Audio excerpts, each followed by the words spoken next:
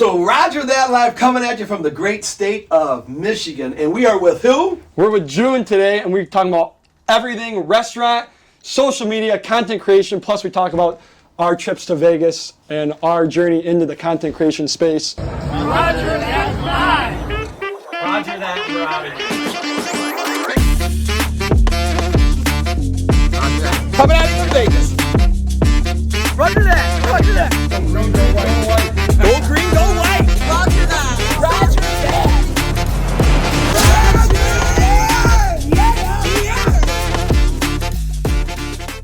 I feel like, and this is probably going to be a part of the podcast, but I feel like when I talked to Matt it was last year. Yeah, that was last summer we drove up there. And my thought and I wasn't saying much because I just met him. But by the end of it, and then now we've been talking a bunch. But he always gives his ideas, right? And we pick it up, and then we throw him something we may like, and then he's like that. Yeah, right? he's been really cool to work with. We bounce some ideas off each other with some different stuff, and I sent him a DM beginning of last summer just to like go up there and whatever, because we were just getting this thing rolling. Yeah. So we're like, hey, let's come shoot a video. He was down, and I don't know how you met him, but he's been really cool. Yeah, how did you meet him? It was interesting. That time I was running a restaurant named Honey Wings, and I would say probably one of the fastest growing small business at that time. And then Matt actually came in to do like a food review and talk to me. This is Matt, the viral milkshake guy, who went from $17 an hour to getting Gordon Ramsay's attention and growing his social media empire. And I'm gonna tell you all about him today. His journey starts with a restaurant named Red Nabs, which is a 75-year-old traditional American restaurant in downtown Rochester Hills, Michigan. During that time. That's how I met Matt. Yeah. Oh, okay. But for us, we had so many creators come in. I didn't really get to know him during that time. Right. And then a little bit after, I saw Matt doing content and those kind of things, and we connected, and then we kind of kept in touch. Yeah. This year, a couple months back, we started really hitting it off and talking, shooting contents together. So that's our relationship. Yeah. So let's talk about your business that you had. Oh, gotcha. If you want. So I'm interested because I saw the videos. Yeah. Right. So Honey Wings. Go ahead and talk about what that was and how you built that up. Gotcha. I'll say around when I was 21, 22, right around that time, I wanted to start a restaurant. Yeah. So I dropped out of college at some point and I started working at a restaurant, learning every bits of it. And then I went to my family friend, raised some money, put it down, 85 total down, super cheap, literally 85,000. Yeah. And then from there, it just grew. I used social media to grow it. In the beginning, I didn't really use social media myself. So what I did was UGC and collaborations. Basically, those two brought in people, and then business took off from day one. When we opened the doors, first day, we were supposed to close at 9 p.m. during that time. And then people started coming in. Way too many people came in. So we had to shut it down at 5 p.m. because You're kidding me. Yeah, everything in the restaurant. Yeah, day one, everything in the restaurant sold out. From there, it just took off. And then 3 years later, I just saw a bigger opportunity in the social space, digital marketing. So I kind of made a pivot, because I wanted a franchise originally. But restaurant that size, bringing in investors and trying to franchise, I'm going to have 20% equity at the end of the day, and I'm going to be working for them.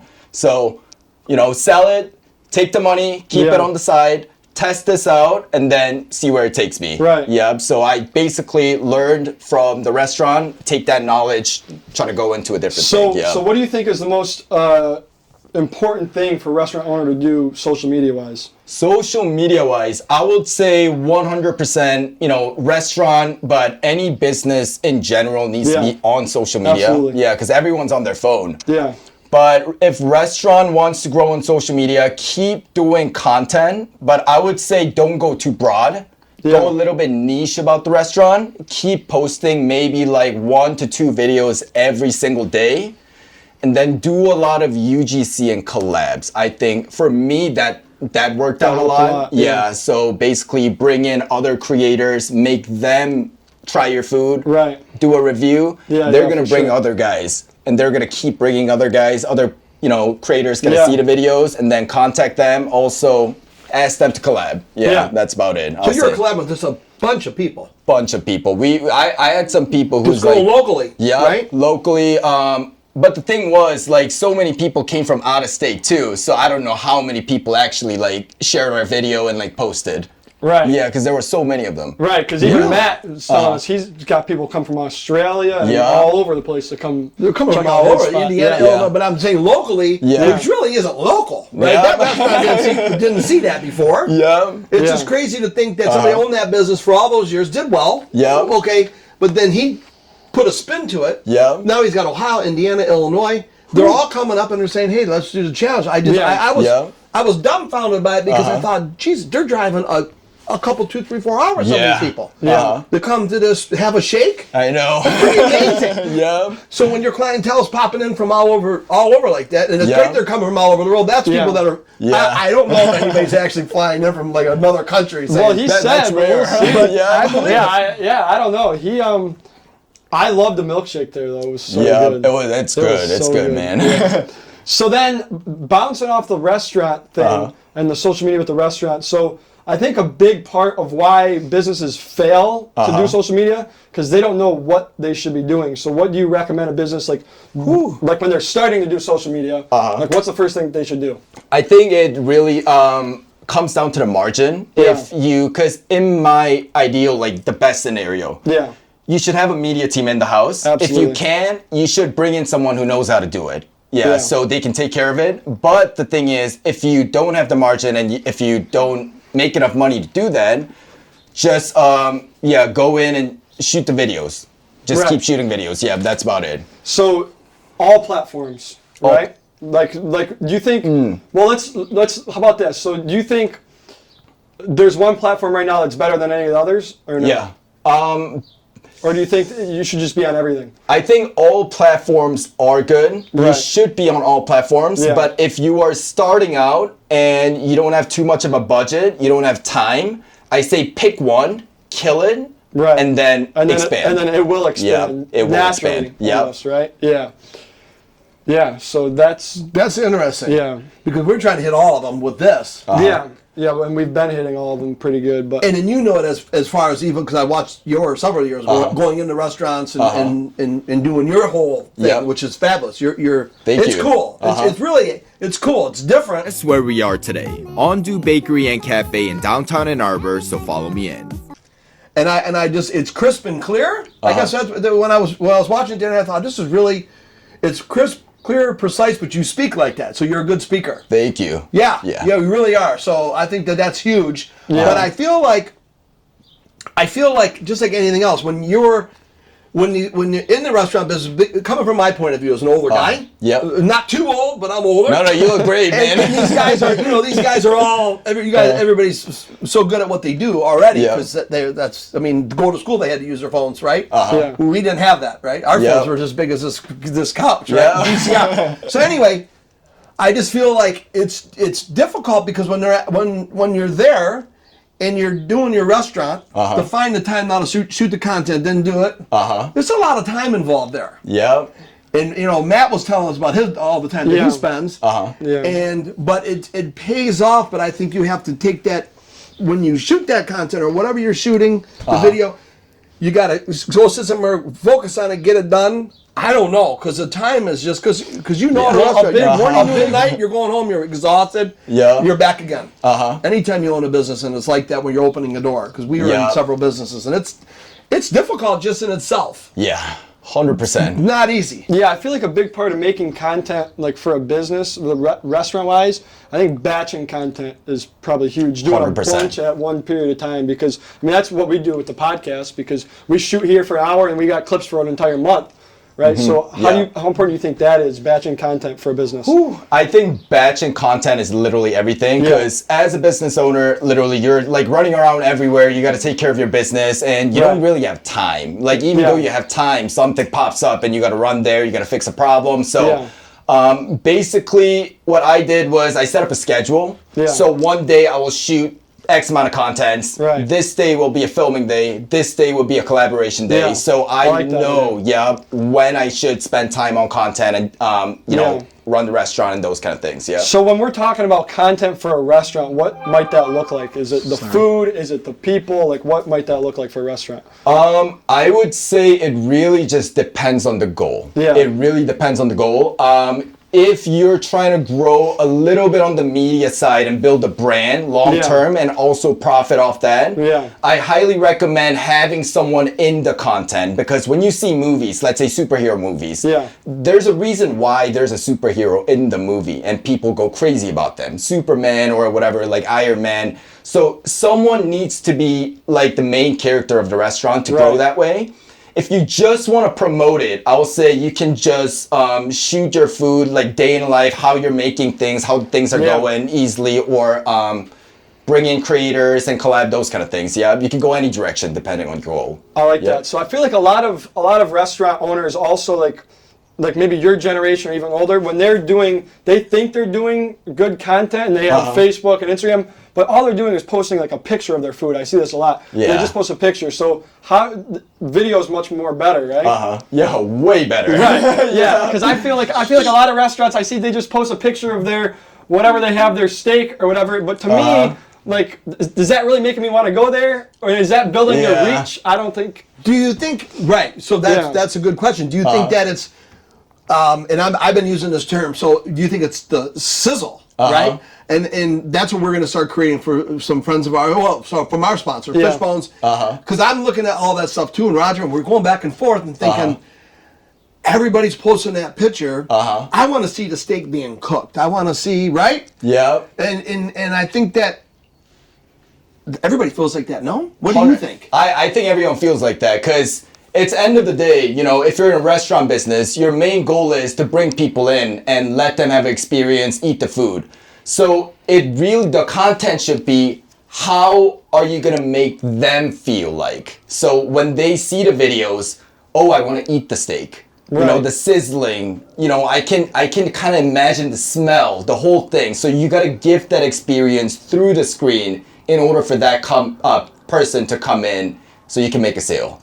I think that's very important. Yeah. It's important. You're right, because it's tough to do all the senses. Yep. Especially through a screen. What do you get? You get the visual. You might.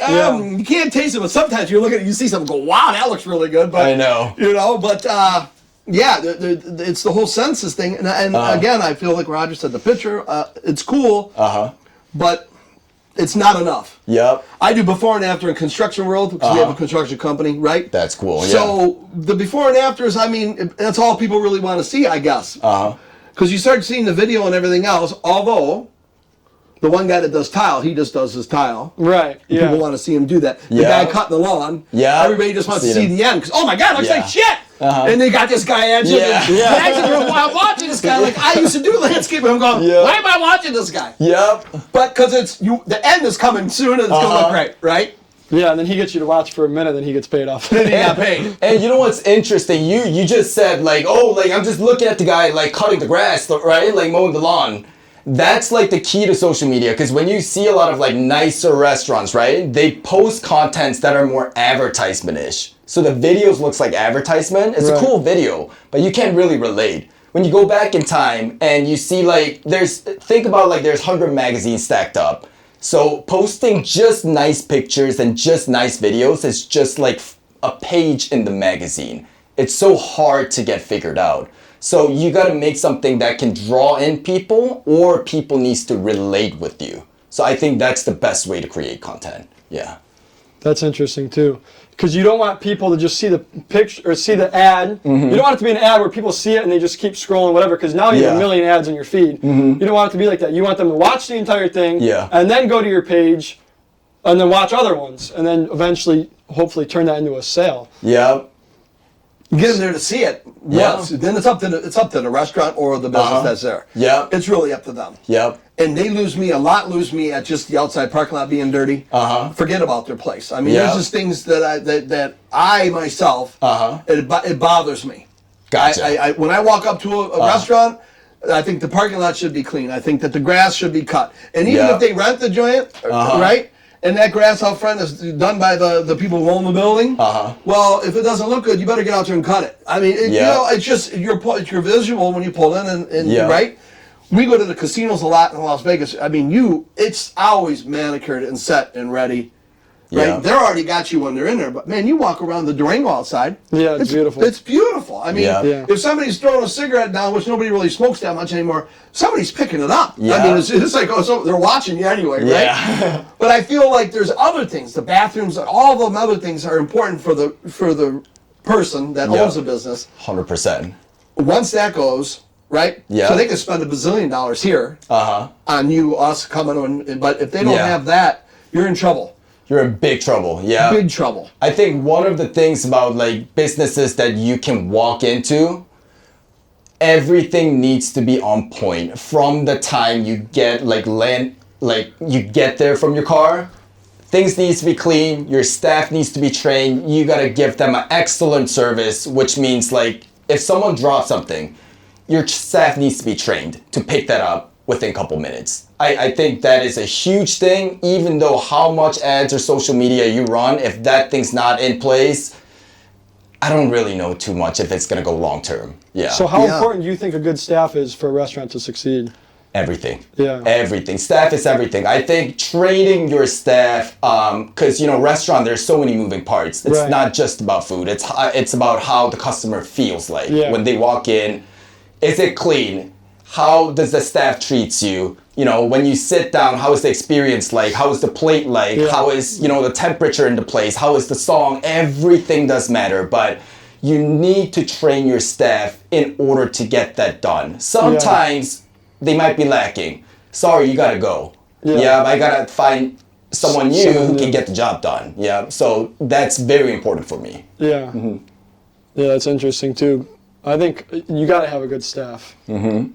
You have your training, like you just mentioned, because they're already there. They're going to work the hour. Yeah. If they're going to work 10 hours a day for you, and they're already, am I doing that again? No, you're good. Oh, you sure? Just relax, just don't cover it up. He's like, "Hey, would you stop that?" And I can't. If you tie me down like this, we're done. This conversation's over. I gotta move my hands around. So I keep seeing. Just don't move them in front of the camera. So okay, I'll figure out how to do it with my left hand. I don't.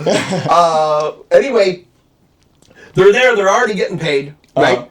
And they're gonna want their paycheck at the end of the week. Why not do 100% the best you can possibly do? And if something's drastically wrong, I would come in as your worker and say, "Hey, man, I got this going on," and I think that people just have to be honest. Yeah. But if you're there and you're miserable, well, why are you there and miserable? Because that's your job. That's your livelihood. You're going to get a tip, right? Mm-hmm. You're doing the person that's working for you is a disservice. Yeah. Right? To themselves. Yeah.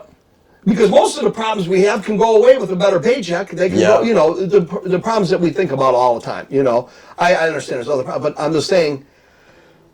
So how did you get your staff? How many staff did you have on board at this location that you owned? I think at max I had about 20 staffs, and the busiest time I had about like 13 to 15 staffs on the ground running. Wow. Working. Yep.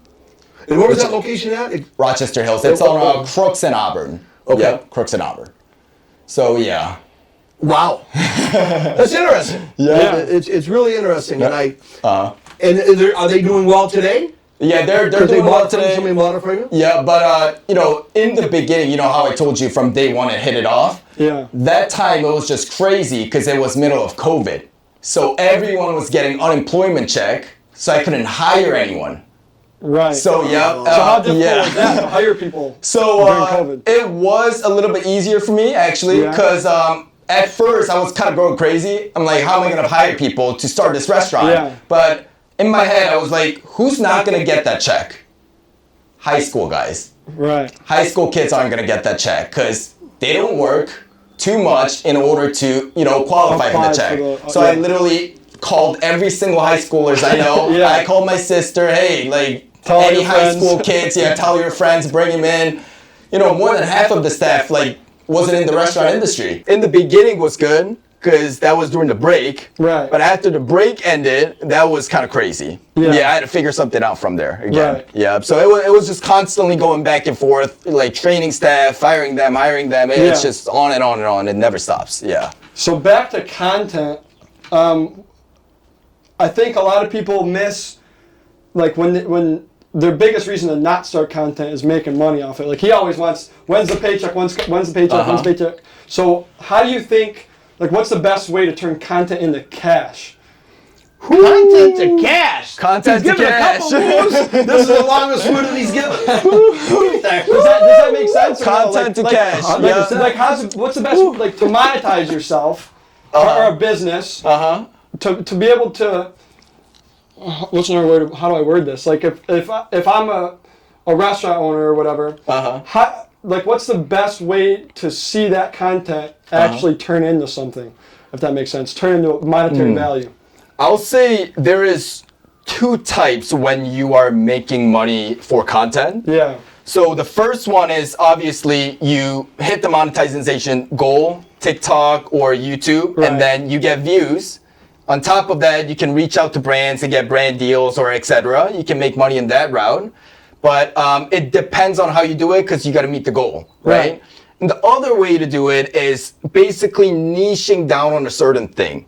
So you don't need to be famous. You don't have to have like so many views, but you're just targeting the right people. Yeah. And then you're just having a service or some kind of business underneath. So they can funnel into that and you make money off it. Into the business. Yes. Yeah, that makes sense. Right now I'm doing that. Yeah. So I don't have too many views. Right. But right now I'm doing the media agency, so it can funnel it down. Right now I'm doing content. Yeah. But in the beginning I started off with like sales. Yeah, but that could be a good like funnel too. Yeah. I actually hit the monetization stage on YouTube before. Yeah. Before I sold the restaurant, I wasn't on YouTube in the beginning. Yeah. But for the 3 months before I closed, I tested out. So basically the content I did was making our corn dogs. Right. That was it. Just making the corn dogs, how we do it. Okay. And then within 3 months, I posted once to twice, like one video to 2 video a day, every single day.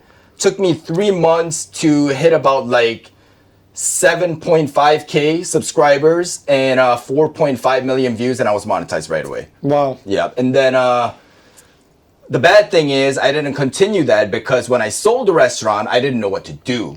Because the transition was I couldn't make corn dogs anymore. Yeah. So that was the issue. So I'm trying to build that up again. Right. But that niche content, just making corn dogs, that got me to the monetization stage. I don't want to talk about too much food if he's not into but the corn, I saw the one video, I think you had some kind of a cereal on there. What was it? It was Fruity Pebbles. Pebbles. Fruity Pebbles. Yeah. I couldn't think of the word. Fruity Pebbles. I thought, what is going on here, man?